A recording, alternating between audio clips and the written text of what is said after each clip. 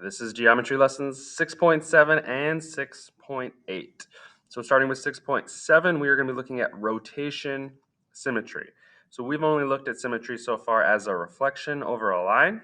Now we're going to look at it as a rotation. So the big idea says rotation symmetry is a property of circles, gears, propellers, some polygons, which we'll look at, in many designs.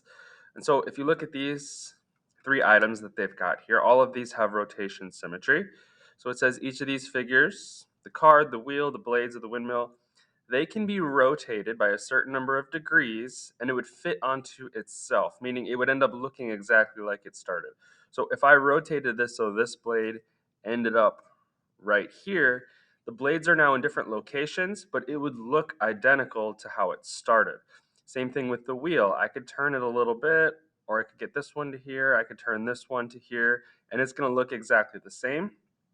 And this card, I could turn it upside down, and this face, if you look, is going to look exactly like this face right there. So I can rotate that completely upside down, which would be 180 degrees, and it would look identical to how it started. That's called rotation symmetry, and that's what we're going to be looking at here in 6.7. So we classify these rotations by the number of degrees that it takes to turn them and how many options there are. So if you look at like this first one, there's 3 different rotations that we could make here. Over here, there's just 2. You could flip the card upside down or you could flip it all the way around. Now, if the only way to have rotation symmetry is to just flip it all the way back to where it started, that doesn't count. It has to have at least one other way. So this card, I can flip it upside down, and then of course I can go all the way. So for this one, I could rotate it once to here, or I could rotate it all the way to here, or all the way around. So this one has 3 options, and you would count that up. So if we're looking at this block that's been separated over here, this is your common kind of a toy that you give to babies where they have to try and fit this in. There's not just one way that this pentagon will fit into this. You can spin it a little bit and it fits. You can spin it a little more and it fits. So there's more than one way. In this case, there's 5 different ways that you could spin that and make it go into that. And so we would classify that as 5-fold rotation symmetry. So that's going to be the vocabulary that we're going to use. 5-fold. So this would be 3-fold. This one you would count up basically how many little spots we've got. 1, 2, 3, 4, 5, 6, 7, 8. So this would be 8-fold rotation symmetry. And if the only thing you can do is flip it upside down or spin it all the way back to where it started, that's going to be classified as 2-fold. All right, so in general, a figure has n-fold rotation symmetry when the smallest magnitude of rotation that will map it onto itself is m. And so m is going to be the magnitude. How many degrees for the smallest turn? So if I've got this facing straight up and it fits, how many degrees is the smallest amount of rotation that will now allow me to fit it in there again? And so a full rotation all the way around we know is 360 degrees. And so if we want to find m, that represents the smallest magnitude of rotation, we take 360 and we just divide it by our number of folds of rotation. Okay, so for this one, you would do 360 divided by 5, and that's 72 degrees. Okay, so the smallest magnitude of rotation for this pentagon is 72 degrees that I turn it, and it now fits in. Pretty straightforward. You just take 360 divided by how many folds of rotation symmetry it has. So let's practice that. We've got these 4 options here. On the side, you can see this one has 3 folds. So this has 3-fold rotation symmetry. I can spin this all the way to here and it'll look the same, or I could take this one and spin it all the way to here and it'll look the same. We are going to find m. Again, m represents the smallest amount of degrees, so that would be for this one to end up here. This one is going to be double that amount in terms of the degrees of rotation, but when we're looking for m, the magnitude of rotation, it's the smallest amount, so we're not considering this one. All right, all we have to do is take 360 and divide it by our number of folds of rotation symmetry. So we're just dividing this by 3. Very easy. And so m for this one equals 120 degrees. So this is 120, this is 120, and this is 120. And think about that all together. That's 360 degrees. That's 240 to go from here to here, 360 to get all the way across. And we'll start looking at breaking these shapes up into pieces. But we've got 120 degrees here, 120 degrees here, and 120 degrees here. Okay, letter B. When I look at this one, if I just rotated this a little bit, it's not going to look the same. The only way that this is going to look the same is if I get this point here all the way around to here. So this is two-fold rotation symmetry, similar to the card that we looked at up top. If I spin this all the way around upside down, it will look exactly as it started. Okay, so m equals just 360 divided by 2, which we know is 180. If I spin this halfway around the circle, that's 180, and then another 180 gets me back to where I started. Okay, so the magnitude of rotation for that is 180 degrees. So basically just count up our number of endpoints here. 1, 2, 3, 4, 5, 6, 7, 8, 9, 10. So this is tenfold, 360 divided by 10. The magnitude of rotation here is 36 degrees. And down here, what appears to be a square. All right, if I spin this one enough to here, it will look like it started. So I've got 4 different options. You could have thought about it as these points out here as well. But there's 4 of them, so this is 4 folds. So 360 divided by 4, that is a 90-degree turn. 90, 90, 90, 90 for a total of 360. Now, we've been looking at symmetry as a reflection. Some shapes have reflection symmetry and rotation symmetry, and some don't. So as I look at just these 4, and I read through this part of the notes here, okay, some have both rotation and reflection symmetry. So as I look at letter A and D, these have both rotation and reflection symmetry. We've shown they all have rotation symmetry, but this one here has reflection symmetry. Let's make sure we remember the difference between the two. I can fold this shape over this line. I could fold it over this line, and I could fold it over this line. So it has reflection symmetry, and it also has rotation. I can spin it and make it look like the other shape. Same thing with letter D. Okay, it has reflection symmetry over those lines, and we talked about rotation. B and C, they only have rotation symmetry. I can't cut this down like this. It doesn't look the same on both sides. I cannot cut it across here and fold it onto itself. Letter B does not have reflection symmetry, just rotation. I can spin it 180 and it looks like it started. And C almost looks like you could cut it down the middle, but if you look carefully, when you fold those pieces over, they are not going to match up on the other side. Letter C does not have reflection symmetry, but it does have rotation symmetry. I can spin this 36 degrees, and it is going to look like it started. Now, there is a correlation between the two. This theorem tells you if a figure possesses 2 lines of symmetry, at least 2, and they intersect at point P, meaning kind of like this center, right? We have 3 lines of symmetry here, and they all intersect right there in the middle. This one has 2 lines of symmetry. They intersect at the middle. That would be point P that they're referring to. We automatically know it is also rotation symmetric as well, with that being the center that it spins around. All right, so we're not referring to B and C here at all. We're just looking at shapes that have at least 2 lines of symmetry. As soon as we see that, we automatically know it also has rotation symmetry around that center where those lines of symmetry cross. So the result of this theorem here we're talking about, if we have at least 2 or more intersecting symmetry lines, the figure also has rotation symmetry. For example, the rectangle symmetry theorem states that the perpendicular bisectors of the sides of the rectangle are symmetry lines. So here's the perpendicular bisector, cuts this side. It does the same thing over here. That's a line of symmetry. I could fold this over, and I also have the perpendicular bisectors going this way, cutting this side and this side perfectly in half. That's reflection symmetry. this also has rotation symmetry, right? If I spin this 180 degrees, I am going to end up looking like I started. Okay, so because this has at least 2 lines of symmetry, I automatically know it also has rotation symmetry. That's what this theorem is stating. All right, let's jump to 6.8. We're going to continue rotating these and also looking at reflection symmetry, but we're specifically going to look at how does this affect regular polygons. And we've looked at these before. Our regular polygons are going to have all equal sides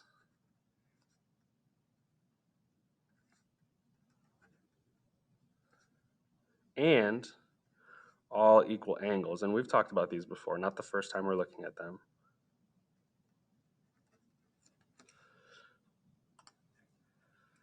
Now it is possible for these shapes to have just equal sides, but the angles are different, or just equal angles and the sides will be different. Those would not be considered regular polygons. To be a regular polygon, it has to have both true. All right, and we're going to study these specifically. Every regular polygon possesses both rotation and reflection symmetry, and it can be inscribed in a circle. So we're going to look at the types of symmetry that these regular polygons have, and then what that looks like when you inscribe it in a circle. So first, let's look at those shapes that maybe only have one or the other. So if you look at this pentagon, it has all equal sides, but clearly this angle in here is much smaller than this angle in here. It does not have equal angles. This is not a regular pentagon. Regular pentagon has to have equal sides and equal angles. So we have to have a name for this. If it just has equal sides, that's called an equilateral shape. Okay, equilateral means all equal sides. You can also have a shape that has all equal angles, but the sides are different. Clearly, this is a little side and you have a big side.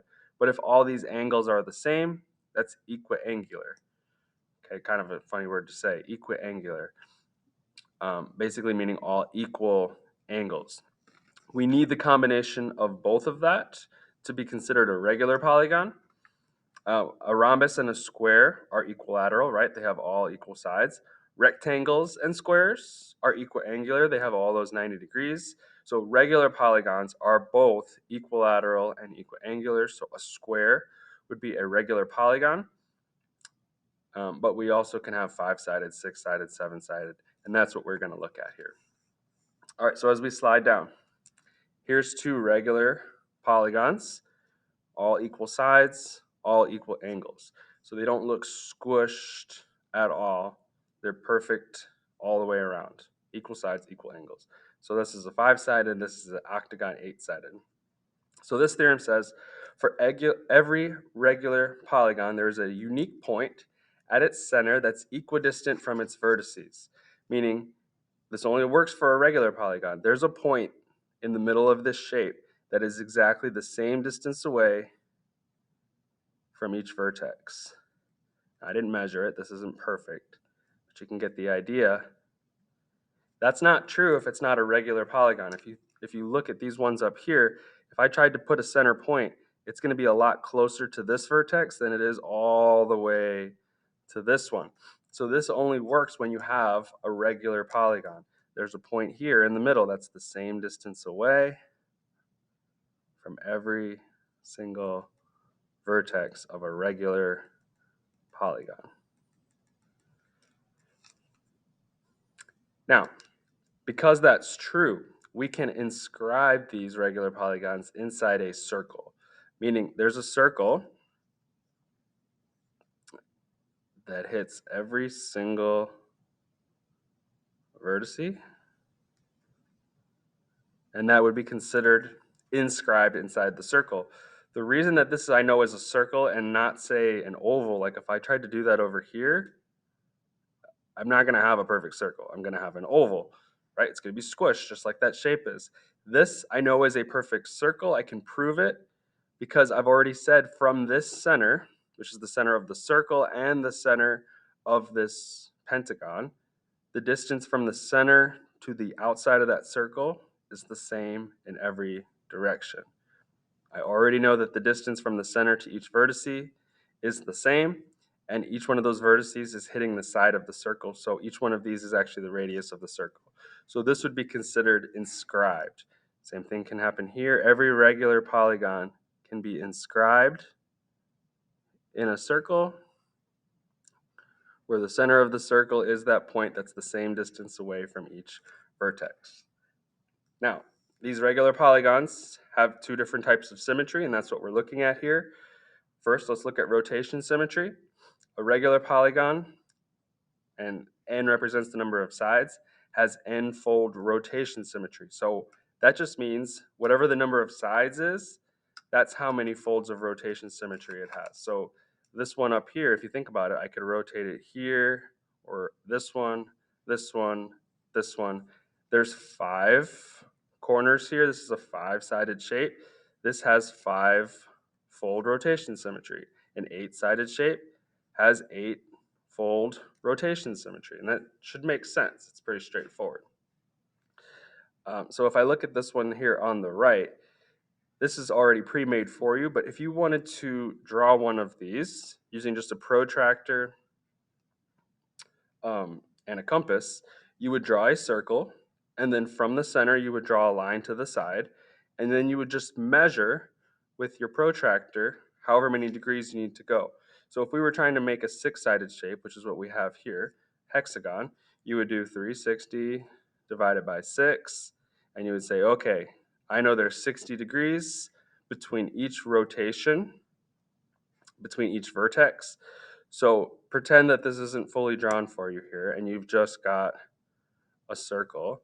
You would draw a line, and then you would just measure 60 degrees, and you would draw that line. And then you would measure another 60 degrees and draw that line, and then another 60 degrees and draw that line. Each one of these being 60 degrees like you see in that picture. And then all you would have to do is connect all of those endpoints. So measure 60 degrees, draw a line, measure 60 degrees, draw a line, 60 degrees. And now I didn't measure this perfectly, so mine's not perfect, but you can see this one is. You connect those endpoints, and you have a perfect regular hexagon. Okay, so pretty straightforward there. 60 degrees between each rotation. Now, these regular polygons also have reflection symmetry. So we can spin them and they look the same, but they also can be cut and folded on different lines. It's all going to depend on whether there's an odd number of sides and an even number of sides, what this looks like. And we'll be able to nail that down specifically here on this last part. So our regular polygon reflection symmetry theorem says every regular polygon has reflection symmetry about 2 different things. Number 1, each line containing the center and a vertex. So up here we were talking about that center and the line that connects it to a vertex. If you extend that all the way through the shape, I can fold over that line. That's a line of symmetry. And so I've got the same shapes here from the center to a vertex. If I extend that, okay, that is a line of symmetry. I have a reflection on both sides that's exactly the same. That also means that this angle is being bisected because this angle has to match this one has to match this one has to match this one. So this angle up here is being bisected by that. I also have here from the center to this vertex, extended through that side, this one,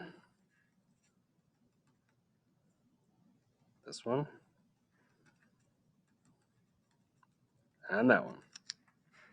Okay, so from each vertex through the center, out the other side, that is a line of symmetry. And then also number 2, each perpendicular bisector of its sides. So if I look at this 8-sided shape,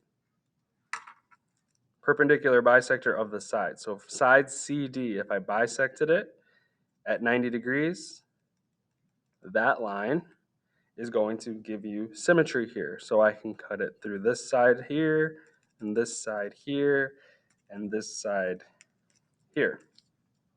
So there's symmetry through the perpendicular bisectors. There's also symmetry from the vertex to the center. So I have not represented that here. So far I have 1, 2, 3, 4. That's the same here. So far I have 4 lines of reflection, but I have not done number 1 yet, where I can cut this for the line that's going from the center through the vertex.